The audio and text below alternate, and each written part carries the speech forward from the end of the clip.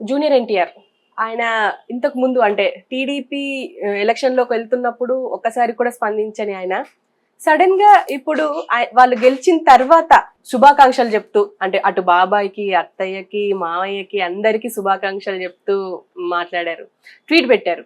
అసలు ఎట్లా ఎట్లా చూడొచ్చు అంటారు దీన్ని? ఎట్లా చూడొచ్చు అంటే ఏముంది అంటే ఆయన మంచి సూపర్ స్టారు, ఆయన చూడని ప్రపంచం లేదు, ఆయన చేయని పాత్ర లేదు. కుటుంబకు సంబంధించిన సోషల్ ఎలిమెంట్స్ సంబంధించిన పాత్రలు కూడా చేశారు. ఎవరు ఎక్కడ ఎలా నొచ్చుకుంటారో, ఎవరు ఎక్కడ ఎలా మెప్పు పొందుతారో అన్నీ తెలుసు ఆయనకి. ఎందుకంటే నవరస నటనా సార్వభౌముడు ఆయన ఒక విధంగా ఎన్టీఆర్. అంటే ఇప్పుడున్న హీరోస్లో అన్ని ఎలిమెంట్స్ చేయగల ఏకైక సూపర్ స్టార్ ఆయనని నమ్ముతాను. అంత ఎలా వస్తాయి? అనుభూతి చెందితే కదా యాక్టింగ్ వస్తుంది. సో చాలామంది చాలా దగ్గరలో వాడే సాధారణమైన నానుడి ఏంటంటే మనిషి సంతోషంలో ఉన్నా వెళ్ళకపోయినా పర్వాలేదు కానీ దుఃఖంలో మాత్రం వెళ్ళి భుజం తట్టాలి అంటారు. పరామర్శ తెలుగులో కదా. ఆ పరామర్శ చేయని వ్యక్తికి శుభాకాంక్షలు చెప్పారు అంటే మేబీ మరి ఆయన ఇప్పటికైనా ఈ అడ్డుగోడల్ని లేదంటే కొందరు విమర్శల్ని యాంటీ ఫ్యాన్స్ యొక్క దుయ్యబట్టడాన్ని చెక్ పెట్టడానికి శుభాకాంక్షలు పెట్టారా, లేదా ఒక రకమైన ప్రెజర్తో కూడిన శుభాకాంక్షలు పెట్టారో తెలియదు. కానీ ఎందుకు కష్టం వచ్చినప్పుడు భుజం తట్టినప్పుడు ఇప్పుడు శుభాకాంక్షలు పెట్టారు అని అంటే మాత్రం నా దగ్గర జవాబు లేదు. మేబీ ఆయన చెప్పాలి. ఆయన చెప్పరు కూడా. చెప్తే మళ్ళీ దీని మీద మళ్ళీ మనలాంటి వాళ్ళు వేరే రకాల చర్చలు అవి పోతాయని కాముగా ఉండిపోవడం మంచిదే. అయితే ఎందుకు ఇప్పుడు శుభాకాంక్షలు ఇప్పుడు అందరూ పెట్టారు, మహేష్ బాబు గారు పెట్టారు, వీళ్ళందరూ పెట్టారు, ఒక్క ఎన్టీఆర్ గారిని ఎందుకు కారణం చేయాలి అని కూడా మీరు అనొచ్చు. ఎందుకు సోషల్ మీడియా జూనియర్ ఎన్టీఆర్ గారిని కారణం చేస్తుందంటే చంద్రబాబు లాంటి విజనరీ నేత, చంద్రబాబు లాంటి వ్యక్తి అరెస్ట్ అనేది ఒక సెన్సేషన్ అయిపోయింది. 2023 ఒక టాప్ 10 స్టోరీస్, బిగ్ స్టోరీస్గా తీస్తే అందులో చంద్రబాబు గారి అరెస్ట్ ఒకటి ఉంటుంది. అర్థమవుతుందా మీకు? సో అటువంటి చంద్రబాబు గారి అరెస్ట్ని కాశ్మీర్ నుంచి కన్యాకుమారి వరకు రాష్ట్రాలకు అతీతంగా, పార్టీలకు అతీతంగా అందరూ ఖండించారు, ఒక్క బీజేపీ తప్ప. బీజేపీ తేలుకుట్టిన దొంగల అలా కాము ఉండిపోయిందో, లేదంటే కొన్ని రీజన్స్ ఏవో చెప్తుంటారు. అంటే తేలుకుట్టిన దొంగని ఎందుకు అంటున్నానంటే వాళ్ళే చేయించారన్నట్టు కూడా కొన్ని వార్తలు ఉన్నాయి. దాన్ని జగన్మోహన్ రెడ్డి గారు కూడా చెప్పారు, నాకు సంబంధం లేదు అరెస్ట్తో, నేను లండన్లో ఉన్నాను, మేబీ వాళ్ళే చేయించారేమో అన్నట్టుగా మాట్లాడారు. బట్ సాక్ష్యాధారాలు అన్ని స్టేట్ వాళ్ళు చేయడం, మరి జగన్మోహన్ రెడ్డి గారి మీద కొన్ని అనుమానాలు ఉన్నాయి, అది వేరే సబ్జెక్ట్. సో ఎంత అరెస్ట్ అయినప్పుడు అందరూ పరామర్శించారు, అందరూ పేపర్లో ప్రకటన చేశారు, అందరూ చేసింది వేరు. ఈయన కుటుంబ సభ్యుల్లో ఒకడు కదా, ఎన్టీఆర్ గారి మనవడు, హరికృష్ణ గారి అబ్బాయి. అందరూ ముక్తకంఠంగా ఖండించారు, వెళ్ళారు, పరామర్శించారు, అన్నీ చేశారు. ఈయన అక్కడ ఎక్కడ ఒక స్టేట్మెంట్ కానీ, లేదంటే నారా లోకేష్ ఫోన్లో మాట్లాడినట్టు కానీ మనకి ఎక్కడ న్యూస్లో కూడా రాలే. ఎందుకు రాలేదు అనేది తెలియదు. మరి అప్పుడు ఒకవేళ ఆయన రాకపోయినా ఒక జనరల్ స్టేట్మెంట్ ఇచ్చేయాల్సింది. ఇప్పుడు అంతకుముందు భువనేశ్వర్ గారిని అసెంబ్లీ వేదికగా అవమానించినప్పుడు ఫ్యామిలీ విషయాల్లో ఎందుకు అన్నట్టుగా ఒక స్టేట్మెంట్ ఇచ్చారు, నాకు వీడియో చేసి పెట్టారు.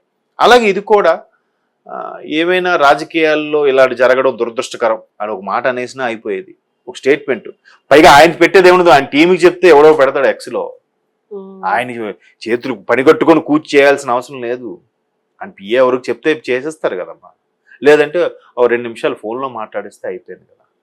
అరే ఎట్లా జరిగింది, ఏం చేస్తున్నారు. ఎందుకంటే ఆ టైంలో అందరూ బిజీ అయ్యారు. లోకేష్ గారు కూడా ఎప్పుడు బెయిల్ రావాలి, ఎలా చేయాలి, ఏంటి అని సెంట్రల్లోకి వెళ్ళి నేషనల్ ఛానల్స్కి ఇంటర్వ్యూ ఇస్తూ, సుప్రీంకోర్టులో బెయిల్ కోసం ట్రై చేస్తూ, చాలా అంత బిజీగా ఉన్నాడు. చెప్పురా ఏంటి అని మాట్లాడుకున్నంత టైం అయితే ఉండదు కదా. సో ఇప్పుడు ఇది ఎందుకు చర్చలోకి వచ్చిందంటే అప్పుడు భుజం తట్టని వ్యక్తి, పరామర్శించిన వ్యక్తి ఇప్పుడు శుభాకాంక్షలు చెప్పారు అంటే ఇది రెండో వెర్షన్ కూడా ఉంది. ఇప్పటికైనా శుభాకాంక్షలు చెప్పకపోతే నేను లేదు, మొన్న ఒక చర్చలో కూడా చూశాను, ఎన్టీఆర్ గారికి తొక్కేశారు, ఎన్టీఆర్ గారికి అవకాశం ఇవ్వలేదు అంటే మన పిఠాపురం వర్మ గారు అదే స్టేట్మెంట్ ఇచ్చారు. ఎన్టీఆర్ గారికి మేము తొక్కేయడం ఏంటి, మేము ఇవ్వకపోవడం ఏంటి, రమ్మనండి, వస్తే ముందు కార్యకర్తగా కెరీర్ స్టార్ట్ చేయండి, మీకు ఖచ్చితంగా ఎందుకు తల మీద పెట్టుకొని చూసుకుంటాం. లోకేష్ గారు డైరెక్ట్గా పోటీ వచ్చారు, స్వచ్ఛంద ఎన్నికలకు వచ్చారు, స్వతంత్రంగా పోటీ చేశారు, గెలిచారు. అంత మెజార్టీ 90+ మంగళగిరిలో ఎప్పుడూ రాలే. అవును. 16 సార్లు ఎన్నిసార్లు జరిగితే 2 సార్లు గెలుచుకుందంట, అది కూడా ఎన్టీఆర్ గారి హయాంలో. తర్వాత ఎప్పుడు గెలవని మంగళగిరిలో ఈరోజు లోకేష్ 90,000 మెజార్టీతో గెలుపొందారు. మరి అలాగో అంచెలంచెలుగా ఎదగకుండా ఆయన కూడా ఖాళీగా కూర్చోలేదుగా. కుటుంబాన్ని, భార్యని, పిల్లల్ని వదిలేసి యువగలం అన్నాడు, సభలు అన్నాడు, రచ్చబండ్లు అన్నాడు, సమావేశాలు అన్నాడు, ముఖాముఖి అన్నాడు, రకరకాలుగా ఛానల్స్ ఇంటర్వ్యూ ఎన్నో చేశాడు కదా. డైరెక్ట్గా అయితే వచ్చేలేదు కదా.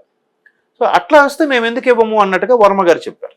సో ఇప్పుడు అయితే ఎన్టీఆర్ గారికి కూడా ఆ విజన్, ఆ దృక్పథం లేకపోయి ఉండొచ్చు. ఎందుకంటే చేతి నిండా సినిమాలు ఉన్నాయి, వాటి ఖాళీ లేవు. ఆల్రెడీ మొన్న డెవిల్ సినిమాకు కూడా ఈ ఫీలింగ్ ఇంపాక్ట్ పడింది కొంత. డెవిల్ సినిమా ఆడకపోవడానికి కారణం ఈ టీడీపీకి సంబంధించిన కొంత ఆయన పట్టించుకోలేదు, బాబు గారు అరెస్టప్పుడు కూడా కనీసం రాలేదు, పరామర్శించలేదు అనే విమర్శలు అయితే వినిపించాయి. సో దానికి కళ్యాణ్ రామ్ గారిని అడిగారు, ఏంటి మీరు తమ్ముడు ఎలక్షన్లో క్యాన్వాసింగ్ పార్టిసిపేట్ చేస్తారంటే తమ్ముడిని అడిగి చెప్తాను అన్నాడు. ఆయన తప్పుగా ఏమనలే, ఎందుకంటే తమ్ముడు బిజీ ఆర్టిస్ట్ కాబట్టి ఆయన కాల్ షీట్లు, ఎందుకంటే 2 నెలలు పోతుందమ్మా, 2 నెలల్లో ప్రొడ్యూసర్కి ఎంత లాస్ అమ్మా, 10 రూపాయలు ఇంట్రెస్ట్ ఇస్తారు, కనీసం 10 రూపాయలు ఫైనాన్స్, మరి ఇవన్నీ ఆగిపోతాయి కదా. సో అటువంటి నేపథ్యంలో ఇవన్నీ దృష్టిలో పెట్టుకొని చెప్పుంటాడు. దాన్ని వీళ్ళు టీడీపీని పట్టించుకోవట్లేదు అన్నట్టుగా బ్యాన్ చేశారు అన్నట్టు కూడా కొన్ని వార్తలు చూసాం. బట్ ఇవన్నీ జనాలు మర్చిపోతారు, అంతేం కాదు. బట్ ఆ గోడలను కూడా ఆ ఏదైతే ఫీలింగ్స్ ఉన్నాయో అవన్నీ తుడిచిపెట్టడానికి ఆయన పెట్టాడు అనుకోవచ్చు కదా. ఇప్పుడు నాకేం అవసరం, నేను నా పని నేను చేసుకుంటాను అనుకోలేదు కదా. మరలా కుటుంబాని కోసం చెప్పాడు ఇక్కడ ఈ వెర్షన్లో కూడా మనం ఆలోచించాలి. రెండు ఇప్పుడు ఒకే వెర్షన్ చెప్పడం లేదు. ఆయన ఏ పరిస్థితిలో చేయలేకపోయాడో అప్పుడు ఫోన్ ఇప్పటికైనా స్పందించాడుగా. క్లియర్గా అక్కడ చుట్టరికాలు గుర్తు చేస్తూ మరి శుభాకాంక్షలు చెప్పాడు.